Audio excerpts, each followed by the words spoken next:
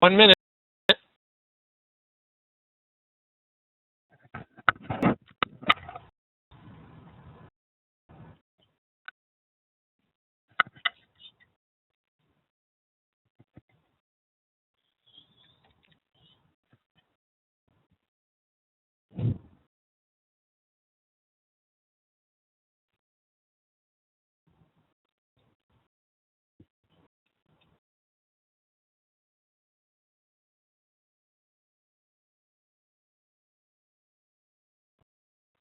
To the Council of Environmental Deans and Directors of the National Council for Science and the Environment web series on online education and open education resources. I'm the Associate Dean of the School of Arts and Sciences at New Hampshire University in Manchester.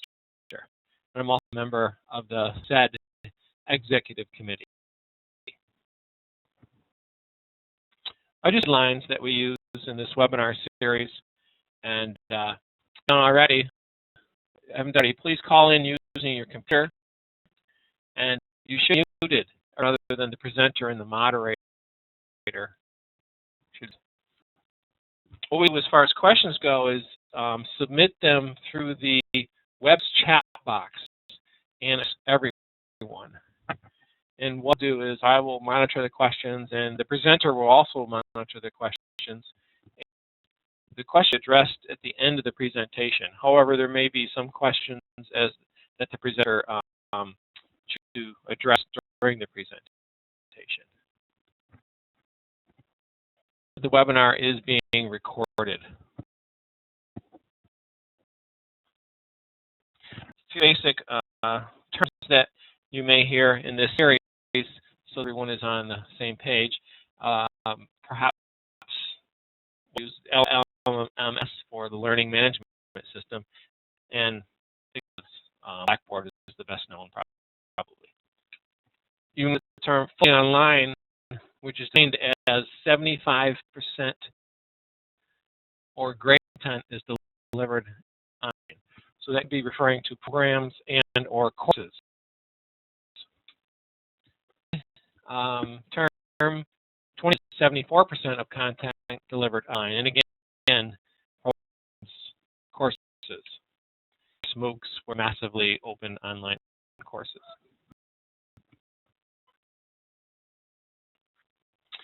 We wanted this webinar series together was the fact that enrollment has been increasing dramatically. Over the last decade or so, there's been about an order of magnitude increase in online enrollment, fully online enrollment, compared to about a 60% increase in the post-secondary education in general. Because there's double-digit growth for most of the past 10 years or so. And the projections or so is perhaps a little bit of slowdown to single-digit annual growth. Both slides were put together by EduAdventures, which is a marketing research firm in Boston. The speaker, David Schejbal, who's the Dean of Continuing Education out in e-learning, the University of Wisconsin Extension.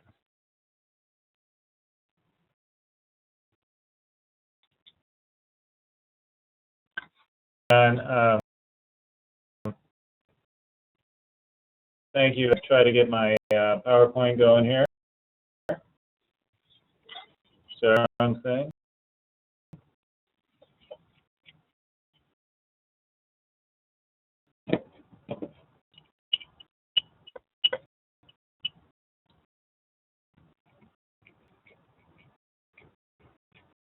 Go. All right. Everybody can.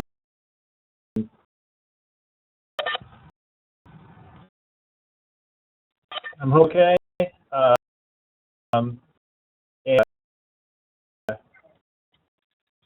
unless you can't.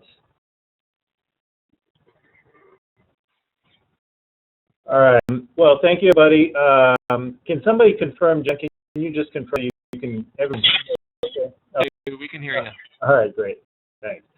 So thanks, everybody, for joining this webinar, and thank you, John, and everybody at the council for putting this series together. It's a pleasure to be part of this.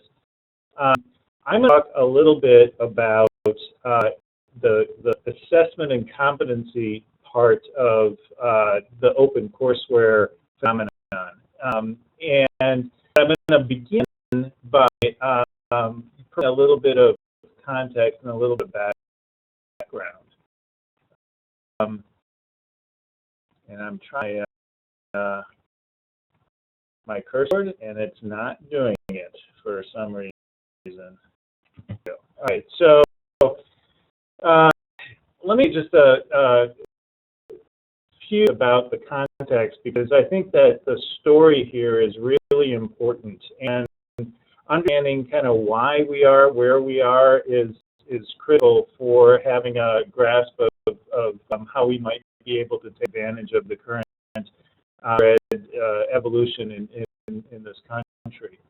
As many of you know, things for higher ed have been changing very rapidly recently, but their changes really started in the late 70s, early 80s. Probably most notably, there's been a public shift in viewing higher education not as a public good, but much more as a private investment. After World War II with the GI Bill, and then with Sputnik and this sense of national urgency to increase science knowledge and science education and innovation in this country, higher education was brought in at the level and at the state levels as an important piece to the national to national welfare, to national security, and to moving the country forward. And that attitude remained throughout most of the 70s. But by the time we get to the late 70s, and especially with Reagan coming into the White House, the public mood changed, and people were tired of high taxes, and people started listening to Reagan when he was saying that the government isn't the answer, the government is the problem. And there has been, ever since then, a tendency to limit the amount of public investment in higher education and force the individual to pay much larger share. And we'll look at the second. As a result, in addition to the eroding public support, we've had tremendous growth in the for-profit higher education sector. As most of you know, the University of Phoenix, for example, is the largest university in the country by far. There are lots of other for-profit universities that have made significant inroads into capitalizing on the higher education market. And because they're so incredibly good at it, although they are good at it, it's primarily because there was a market opportunity. There was room in the marketplace. And traditional nonprofit and state public universities were doing there was lots of room in the market. Things that are going on, of course, in the general context in this country. You have a culture that's been highly bifurcated and conflicted, and continues to be that way. We have a just sense that our global supremacy is eroding. We see that typically on the economic level, but we also see it even at the military level. And at the same time, we recognize that there is a critical need for educated workforce. We, for instance, here in Wisconsin, we talk about the need for a more educated workforce all the time. So how we get there, I think, is critically important, and some of the new innovations might help us do that. And then, as we all know, especially those of us who are in CEDD and interested in systems, the environmental limits of the planet are being reached, and that also causes increasing stressors. I'm sure most of you have seen graphs like this or similar graphs. Is very nice depiction of what's been happening between individual income over the past 30 some odd years and the costs of both education and healthcare. Now, we know about healthcare because it's in the news all the time. And we know that higher education tuition has been increasing higher than the nation. But I think what's really telling about this graph is just how much faster costs of higher education have risen relative to household income. As the lines in the graph here down towards the bottom depict real household income adjusted for inflation. These are U.S. Census Bureau numbers. And of course, the green line shows the cost of higher education. The challenge has been, especially over the past decade, maybe 2 decades, is that higher education is becoming increasingly unaffordable for a significant segment of the population. And so everyone is scrambling to figure out what to do. The for-profit phenomenon is one solution to it from the private sector. There have been significant problems with that, as we know. The federal government is trying to figure out how to address this issue, both from a strategic position as well as from a funding position, and I'll say more about that in a minute. And then, of course, all of our public universities and even any of the nonprofit institutions are struggling with the rapidly rising costs of tuition. So what's happening now is that we are really going full bore, in my opinion, in trying to apply the industrial paradigm to higher education. And this is new. For decades, higher ed has been kind of immune from it. We've seen higher education as a guild where faculty are individual artisans who create intellectual property and have to deliver it over and over again because it's highly ephemeral. It disappears once it's delivered until the event of online education and the possibility of actually capturing it and delivering it over to anyone, anywhere, in a relatively quality way. The U.S. Department of Education is getting much more involved in higher ed. Ken has talked a lot about higher education. Been a lot of concern about Title IV funding. Initially, the scrutiny came from congressional committees focusing on the for-profits because there's some scrupulous practices that were being followed. But as many of you know, that scrutiny has spilled over to all of higher education, and things like program integrity regulations, which we're all struggling with, have started to creep in, and it's been a bit of a mess. I think everybody's hoping that now that the election craze is over, that especially people in the Department of Ed can start to, and in Congress, can start to focus a little bit on bringing some reason to some of these regulations. Of course, what we've seen over the past few years is the rapid increase in the availability of open educational resources. About 12 years ago, MIT started putting open courses out there, and people paid a little bit of attention to it because it was sexy and splashy, but it wasn't something that students took advantage of, in large measure because a lot of resources weren't very good or very interesting. It would be, faculty side, lecture notes, those kinds of things, but certainly not entire courses. Or if there were entire courses, they were few and far between. We all know that's changed a lot, and there are some open courses that have been around actually for several years, for instance, through Carnellen, that are outstanding, really, really well done courses. Now the MOOCs, the massively open online courses, have gotten a lot of press over the past 6 to 12 months. Some are very good, some of them are not, but what they do is really create open access to academic content. And I want to stress that, the access to academic content, which is different from, for instance, direct instruction or assessment or tutoring. And I'll talk about that a little bit more in a second.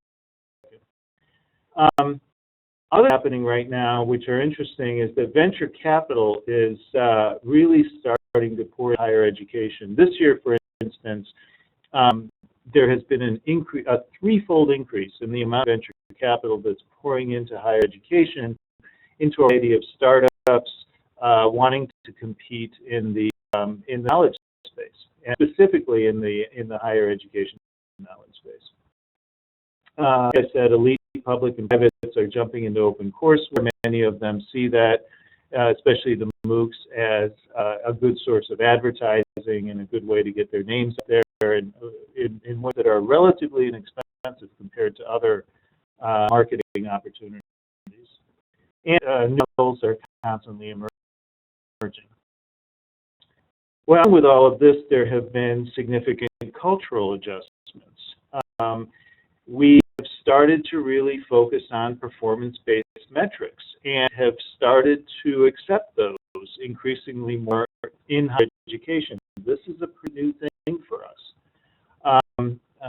We are starting to think that maybe technology can reduce costs. I think that when online education first came into the fore in the mid-70s, there was this hope that we would teach tens or hundreds of thousands of students with one faculty member, and technology would radically decrease the cost of higher ed. And of course, and there were companies that started up to try to do that, and most of those crashed and burned because the technology just wasn't there, and the business models just weren't there. Well, we're now nearly 20 years past that, and the technology is much, much better, and the models are different, especially for open courseware and educational resources. The business models are much more like Facebook or Google than they are like a traditional business model, namely that we put the materials out there, we let people use it, we let people engage, and then we figure out how to capitalize on it rather than the other way around. Focus continues to be on short-term results, and this is increasingly a problem, and I think this is especially a problem when it comes to state funding. It's hard to have conversations with legislators about long-term investments in education. They're interested in making some strategic short-term investments with the intention of getting a big bang for dollar, but in terms of long-term support for higher education, that support is eroding, as I mentioned a few minutes ago. What we also see, and again, this is sort of an extension of industry, is that what one can do, what a person can do, is valued much more than what a person knows. And so if people aren't able to translate knowledge into action, the knowledge isn't valued very highly at all. So again, the knowledge is valued for applicability. So basically, we have the old model, right? We have this evolution. So we have the traditional model, and for the past 20 years or so, we've had the online model, which is the true model delivered in a new medium. And we've got yet a new model, which here in Wisconsin we're calling the flexible model, but it's really a competency-based model. And what I'd like to do now is play this brief video. It's 2 minutes long. So I'll play the video. Hopefully it works for everybody, and then I'll just continue on with the presentation as soon as it's over.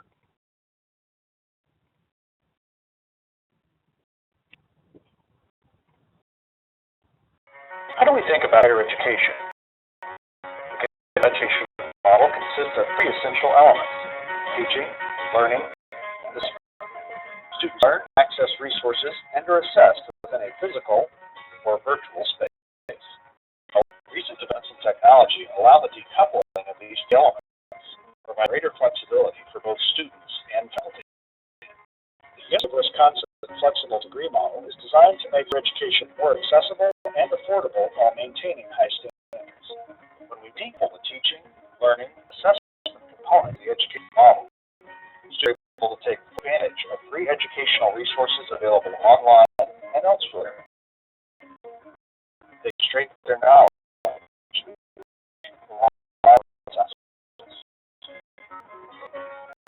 This is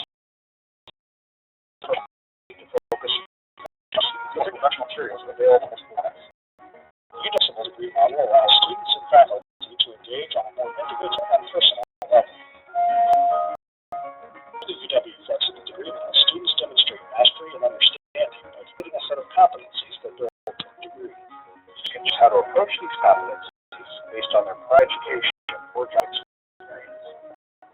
For example, a student who feels confident in the subject can choose to take assessment to complete the competency, or to do coursework covering material they already know. Student board instruction can choose their level of educational involvement and use a wide variety of materials and resources. These may include free online courseware and content from the University of Wisconsin system campuses and other institutions. Start or stop the program at any time.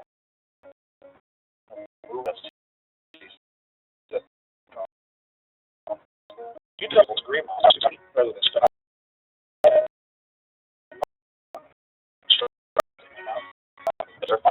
industry using a tailored and valuable educational experience. The UW flexible degree model is an exciting evolution of higher education. Its design makes it more accessible and addresses the varied and ever-changing needs and goals of students. All right, a little video about what we're trying to do here in Wisconsin. But the bottom line, let me rephrase what the video said. The bottom line is that we recognize that there are now many, many educational resources available for free or for very low cost nationally and globally to students. Rather than trying to recreate those resources over and over again within the UW, we're taking advantage of those, and more importantly, letting students take advantage of those, so that we create a learning where faculty continue to be central, and that they continue to be the controllers of quality. But instead of focusing on delivering the education piece, we want them to start to focus on developing the assessments and ensuring that students are really learning and succeeding. Where students learn something is important anymore. We pay lip service to this in the past through prior learning assessment and those kinds of things, but the assessment process has always been contentious and laborious. What we're create a process that allows students to really demonstrate mastery of various topics that they already know and come straight into the curriculum at points where best suits them. So let me say a little bit more about that and flesh that out. What we're actually working on now, not just imagining, but we are developing now a number of degrees in this competency model. And is that let's say we take a traditional degree in a particular discipline, and we ask the faculty to sit down with industry experts in their area. So maybe it's IT, maybe it's healthcare, you pick your discipline. And say, all right, so what should graduates, what are the top 3, 5, maybe 7 things that graduates from this degree need to be able to do to be successful once get into a job, right? What is it that they really have to be able to do, and what is it that they have to know? One, identify what those are, and those would be these black indexes of these pyramids. Once degree competencies are identified, we need to start creating greater levels of granularity of competencies that ultimately roll up into those degree competencies. So once you get to the foundational level, let's imagine that one of these competencies is excellent communication skills, the ability to communicate effectively across different media. Okay, that's the competency.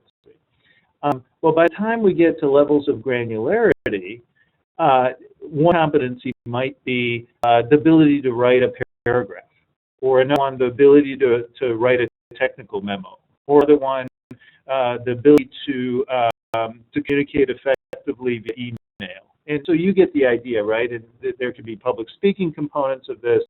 There could actually be multimedia development components of this, where we think is really critical to being able to effectively communicate across the disciplines or across the areas within a particular discipline, and so on with the other competencies that comprise a given discipline. So if it's a business discipline, there might be an accounting competency, it might be a leadership competency, and et cetera, et cetera. So we ask the faculty to really identify what the broad competencies are, what the degree competencies are, working with industry leaders to identify those, and to drill down and create the competency ladders, roll up ultimately into those degree competencies. And then once they have those competencies, then they have to develop the assessments. We have to develop how we test students to really identify whether those students are competent or have mastered those skill sets. And here again in Wisconsin, the way to approach this is that we're going to have experts who work with faculty to develop the competencies and help guide faculty in that process. We currently do this, for example, with online course development. We have our online course developers who work with faculty to help them convert materials to the online format, help develop multimedia components, et cetera, et cetera. In the competency development process, we're going to have something analogous with folks focusing specifically on competency development with faculty. And when the faculty get to the assessment piece, we're going to have assessment experts and psychometricians working with faculty to make sure that the assessments truly test the student's knowledge and the student's mastery of the individual competencies that then eventually comprise the degree. So the goal here is really to ensure knowledge and to test that students know stuff.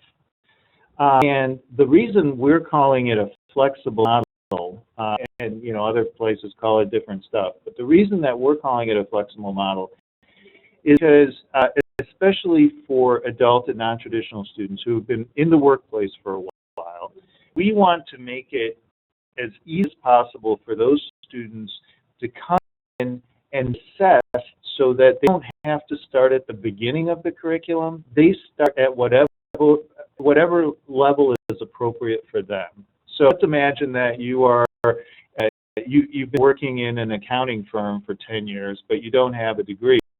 You don't want to get an accounting degree. Well, you might need to start with really basic, say, English comp kind of stuff, but not need to really start with basic math. That might be second nature. Even a lot of the accounting practices, you might not need to sit through 16 semester classes for. provide the assessments that you can take right away without going to class, and at no penalty. So if you succeed in the assessments for particular groupings that would be equivalent to classes, we'll give you credit for it. If you succeed, we point you in the direction of resources to help you get the knowledge that you need to then be able to pass the assessments. Where students learn something for us is increasingly less important. If they learn it in the University of Wisconsin, that's great. But if they learn it in the military, that's good too. Or learn it on the job, that's fine. If they learn it through OpenCourseWare or they learn it from Uncle Fred, it just doesn't matter. What matters is that they have mastery in particular disciplines and can demonstrate that. The faculty is that the faculty don't focus so much on the teaching aspect of education, but they focus much more on competency development and assessment. What that does is it allows the faculty to have more time to be able to focus attention to students that need it. Right? Faculty have to now teach, especially if you're lecturing in front of 30 students, say, you teach to the common denominator. You might have office hours, and maybe students will show up and maybe it won't. Maybe students who really need help will come to you. Maybe they'll sit in the back of the room and sleep, and you never really know. But in the case of this approach, we monitor students much more carefully on an individual basis, and we really pay a lot of attention to how they're doing, whether they're moving through the curriculum, passing assessments, and we're very intrusive in that process so that we can help them right when they need help and not wait, 6, 8, 10 weeks until we know that there's really a problem. We also want to make this the flexibility, financial flexibility for students as well. So instead of students having to pay for in semester-based or year-long chunks, we want to make it possible for students to have different payment models. So one payment model is to buy the assessment. So an a la carte pay test kind of payment model where the assessment costs are very low, maybe $100. The other model was a model used, for instance, at Western Governors University, is the all-you-can-study model. You pay a rate for 4 months, 6 months, pick a period, and they make as many assessments and access as much content during that period as you want. And have access to tutors, have access to student support service folks, have sort of all the support that you want to take advantage of so that you can move through the curriculum as quickly as you can, as you're able to. What we think is nice about these different models is that it really plays to our individual different sensibilities for how we like to spend money and how we're comfortable in spending money. So some of us like the all-inclusive vacations because you pay up front and then you don't have to worry while you're at that resort for, paying for your drinks or your meals or going sailing. Well, same deal here. Students might not want to have to pay for each assessment or pay extra for access to a tutor, that kind of thing. You pay one price, you've got it all. On the other hand, you need all of that stuff. Maybe what you really need is just to get through the assessments, and you study on your own, or you come in with a lot of prior knowledge. And in that case, it's not cost-effective to do all-you-can-study model. You do the individual pay-by-assessment until you get to the point where the all-you-can-study model is more cost-effective, and then you can move into that. So we provide that kind of flexibility. But we really want to have a laser focus on student success. You know, historically in higher ed, the focus is always, it's all about the faculty, right? All about the faculty. We're trying to change that to be all about the students. And it's really about student success. So those that are engaged in competency-based education, if you're interested in looking at other models, Western Governors has been at this for about 15 years. They are the most pure form of a competency-based education program in the country. If you're not familiar with them, they are a private, nonprofit university located in Salt Lake City. But, they're 100% online, and they have what they campuses, but they're essentially offices in Washington, Texas, and Indiana. University of Southern New Hampshire is also a small private school. Western Governors isn't small. They have over 35,000 students right now, and they're slated to grow to 50,000 next year. University of Southern New Hampshire is started as a small private liberal arts school in Manchester, New Hampshire, and has evolved into a significant online provider and is now moving really into the competency-based model. Southern Arizona University, by the way, a state institution in Flagstaff, Arizona, school in Arizona, kind of the third state school in Arizona, but very involved in moving into competency-based education. Except New York has been doing competency-based stuff for a while. The Kentucky Community and Technical College system is looking at this, and of course we are in the UW as well. In doing more reading about these issues, here are a few suggestions. There's a lot more out there than this. Christensen and Eng's Innovative University is a worthwhile read for kind of the contextual piece about all the political background and all of that, and where we are. I really like Friedman's new book, That Used to Be Us. If you haven't seen DIYU by Kamenetz, it's not the best written work out there, but it certainly is a story about the opportunities for students to piece together education. And then Saving Higher Education is about the Southern New Hampshire story, and specifically about their effort to develop a competency-based 3-year degree. So if you want to know a lot more about specifically the competency-based development, I would encourage you to get that book. I actually got about 7 or 8 copies of that and asked all my senior staff to read it because it really paints a good picture.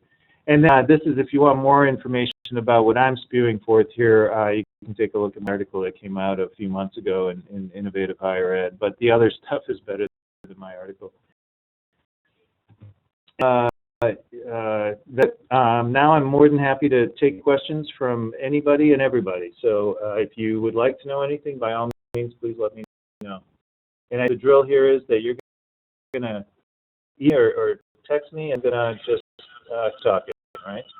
Yeah, David, what we have everyone do, if they can just submit questions in the chat box and address those questions to everyone, and then you should be able to just see them and respond as they come in.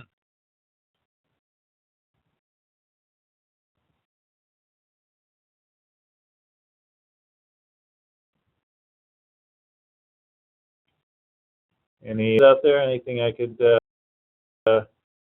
elaborate on?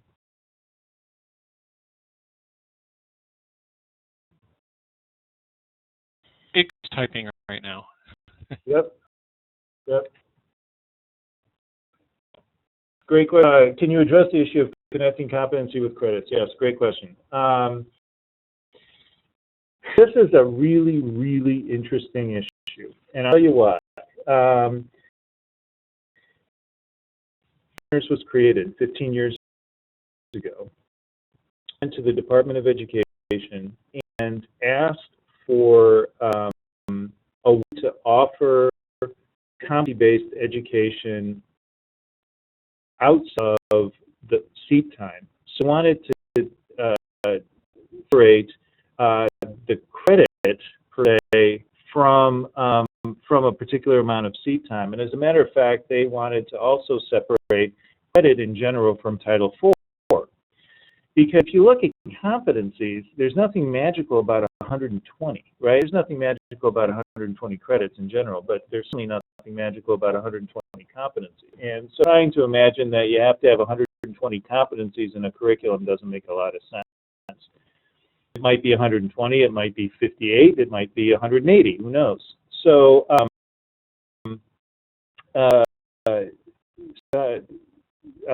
Department of Education gave West Governors permission not to connect seat time and credit hours to Title IV dollars. When governors started really developing their program, they recognized that because they were the only university in the country looking at competency-based education, they had to do something about credits because they had students transferring in and transferring out, if nothing else. And it would be a real hardship for students if students couldn't transfer to another institution, let alone if graduates couldn't go to graduate programs, right, at some other institution. So what Western Governors did was that they set up their curriculum to look much more traditional. It's still competency-based.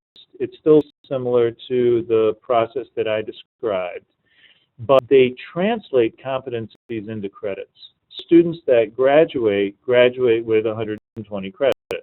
And what they do is that they competencies similarly to the way we might imagine courses. So you might have these 3, 4, 5, 6 competencies that are the equivalent of intro algebra or that kind of thing. And that's the way it's been until this year. Nobody has tested the Fed rule on this because nobody's actually tried to not use the credit hour. In November, in October this year, the president of Hampshire University, Paul LeBlanc, who's very innovative and very forward-looking, went to DOE and said, well, this provision out there for Title IV dollars, we want to use it. We want to develop our competency-based program outside of the credit hour. And I just got an email from him earlier this week that DOE seems quite receptive to this, and they're working out the process. That happens, and I expect it to happen, and I expect that the accrediting agencies are going to have a heart attack over this, and but that's too bad because the law is there to use. If that, when that happens, and we couple Title IV dollars from seat time and credits, then we're going to see seismic shifts in higher education, and that's going to be very interesting. And that is coming. I would bet we will have some significant changes by summer in this. That DOE moves on this, but Southern New Hampshire is pushing them hard, and North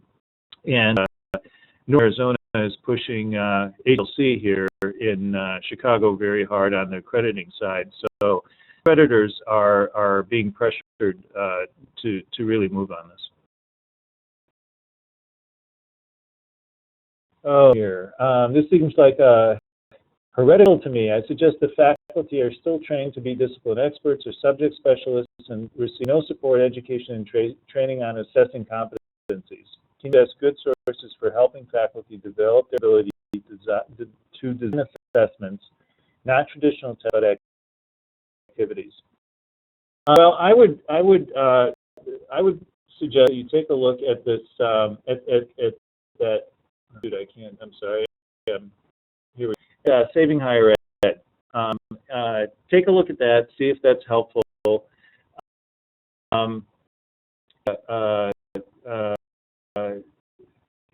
If that's not particularly helpful, I would encourage you to talk to physicians at your institution, talk to assessment experts in some of the large higher ed organizations, so it's like ACE or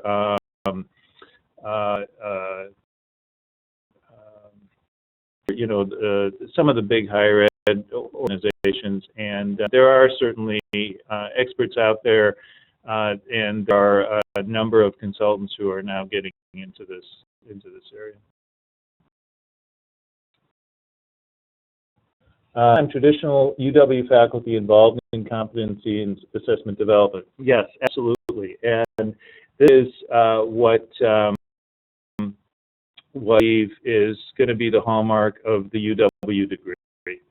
Is that what we've been saying from the get-go is that whatever we do has to be a University of Wisconsin quality education. And the owners of quality, of course, are our faculty. So just as the faculty are responsible for traditional classes and courses in the curriculum and have been ever since the foundation of the university, so it would be for these competency-based programs. I shall say that we certainly don't imagine in the University of Wisconsin that competency-based education is somehow going to replace what we've been doing for a century and a half. Quite the contrary, we see this as growing the pie, as providing more opportunities for students and more points of access to students, which really is the critical piece for a state institution, a state system of institutions like Wisconsin, where we have 26 campuses scattered about.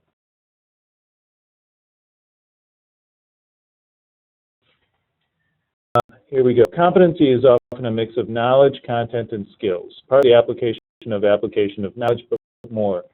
The first seems more doable online than the latter. Does this manifest itself in competency-based initiatives?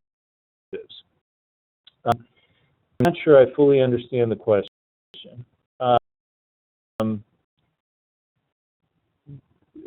I can take a run at trying to answer it in this way. We have put on a consultant who is an expert on competency development, and she comes out here now fairly regularly, and was here yesterday and is in Milwaukee today, working with faculty at the University of Wisconsin-Milwaukee, which is putting forward 4 degrees in a certificate, a credit-based certificate, starting next fall. To her about how to work with faculty in developing competencies. One thing that's very interesting is that probably one of the early hurdles is a semantic hurdle. It's a hurdle in how we talk about knowledge, and we don't want to talk about it as just skills, because that sounds like technical college stuff, which is and extremely valuable, but it's not what the University of Wisconsin focuses on. But we design the assessments of the competencies, the language of the assessment and the language of the competencies itself has to be and oriented. So it's not, biology course. It's not understanding biological principles, which is very amorphous and doesn't say much about what a student is able to do with it. It might be, I'm scrambling here, but it might be something like ability to apply logical principles to, you name it, I don't know, to say it's part of a business degree, so to processing, for example, or to remediation, or that kind of thing. So an action-oriented, direct application of knowledge to real problems.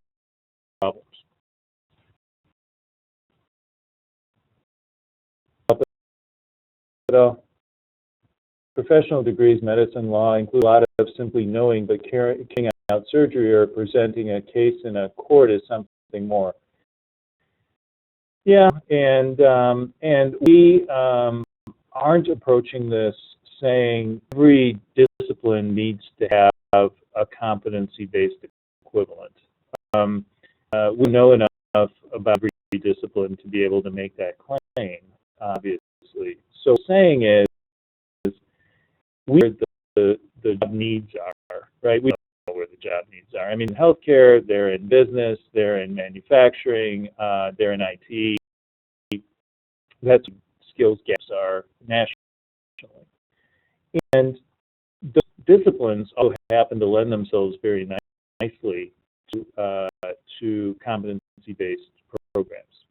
For example, nursing is perfect for that. So we're encouraging our campuses to look in those directions first. And in fact, the degrees that we have coming forward, the first handful of degrees that we have coming forward in those areas. So I think that right now the goal of competency-based education and the kind of programs that we're putting forward seems to be. Now, that may change in the future, but that's how we're doing it. Let's see. But if I understand your explanation of what you're trying to do, you're not only assessing their knowing, but also their application of applying such knowledge and giving scenarios through assessment, correct? Yes, that's right. That's right.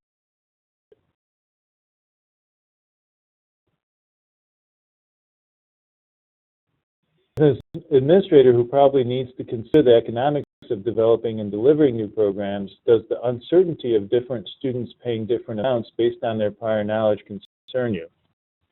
Well, yeah, yes, it does. As you can imagine, we spend a lot of time developing budget models, and we do a lot of budget modeling and a lot of predicting. A little bit of witchcraft in this. There's a lot of guesswork. There are no other state institutions that have really come forward with competency-based models like what we're considering, and there are certainly no state systems that have done it all. And this is new territory. We don't have precedent. We don't have somebody else we can ask about how this is going to work. So there's a piece of this where we're making it up as we go along. What we need to do is be smart in how we make it up, not invest so much in infrastructure that if we have to backpedal it at any point, that we've spent a tremendous amount of money without the requisite revenue coming in. So we're trying to do this step by step. We develop some infrastructure and utilize existing infrastructure as much as we can. We work with faculty, but we don't bring a bunch of tenure-track faculty on board right away to get this thing done. We utilize existing faculty, we do student enrollments, we prove the budget model, and then we continue to build. So we're trying to be careful about it.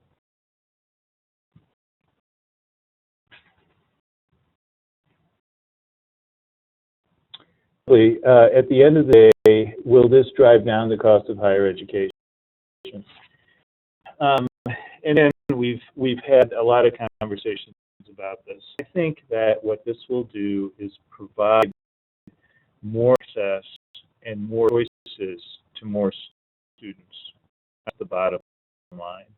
You know, there are many students who still want to get into schools when they're 18 years old and do the traditional college thing because it's fun and because it's a maturation experience that students don't get in the online arena, let alone the competency arena. I mentioned that most 18-year-olds don't know anything, so their ability to really benefit benefit from a competency-based education where they come and demonstrate prior knowledge is unlikely.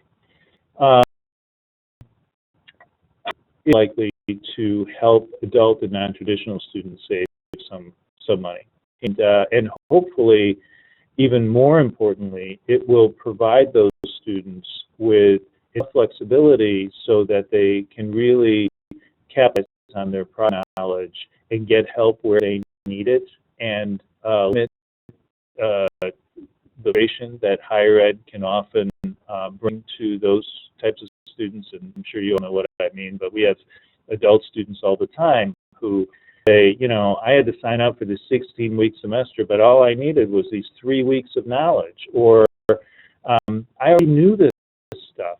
Let me give you a digression, but I'll give you a very direct example. We have a program in health management, and we have a number of nurses who are pursuing this degree.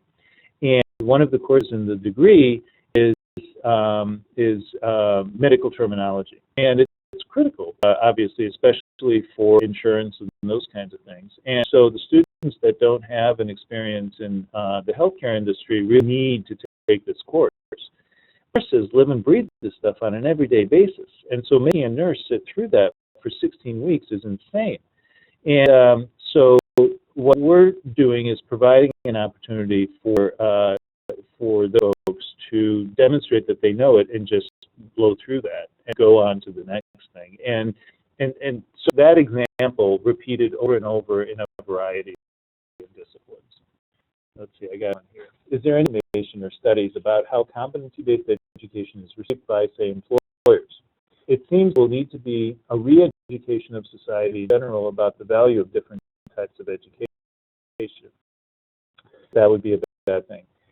Well, I can tell you kind of anecdotal evidence here. When I was out at Western Governors a few weeks ago, and had a chance to really learn about what they do and how they do it, and I was tremendously impressed, truly impressed about the work that they do. And I asked them this question, and they said their placement rate, I think, is in the upper 80 percentile, 89%, because they work with employers in helping to design the curricular competencies. So the employers actually have a voice. It doesn't mean that the institution panders to employers. It means that the institution and the employers have a substantive conversation about what people really need to know to be successful in the workplace. And those are really important conversations to have. And in higher ed, we haven't been particularly good at soliciting those kinds of conversations. So I'm hoping that our approach here is going to solicit those kinds of conversations. The other thing I can tell you is that every employer in every interview looks at competencies, right? When people go to interview, the employer wants to know, what can you do? How well are you going to do it? So I think this will play well. There will be some re-education needed, no question, and some good engagement with employers, but those are all positive things in my view.